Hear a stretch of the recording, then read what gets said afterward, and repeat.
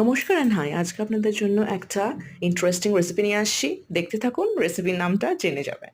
আচ্ছা, প্রথমে দিয়ে দিলাম তেলের মধ্যে জিরে, নুন আর হলুদ গুঁড়ো। আচ্ছা, এর মাঝখানে একটা কথা বলি, রেসিপির লাস্টে আপনারা একটা অন্য ফুড আইটেমের ছবি দেখতে পাবেন। যদি জেনে থাকেন কি, সেটা কমেন্ট করে জানাতে পারেন। আচ্ছা, তারপর আমরা দিয়ে দিলাম আদা পেস্ট আর টমেটো পেস্ট, আর আমরা কাঁচা লঙ্কাও দিয়ে দিয়েছি আগেই, দেখতে পেলেন। তো এগুলো আমরা একটু নেড়ে চেড়ে দিয়ে দিচ্ছি পেস্ট করে রাখা পেঁয়াজ আর রসুন। তারপর একটু কষিয়ে আমরা দিয়ে দেব জিরে গুঁড়ো আর কাশ্মীরি লাল লঙ্কার গুঁড়ো। তারপরে আমরা দিয়ে দিচ্ছি সেদ্ধ করা শিম, আর তার সঙ্গে পেস্ট করে নিয়েছি সর্ষে। তো রেডি হয়ে গেল সর্ষে শিম। দেখার জন্য ধন্যবাদ।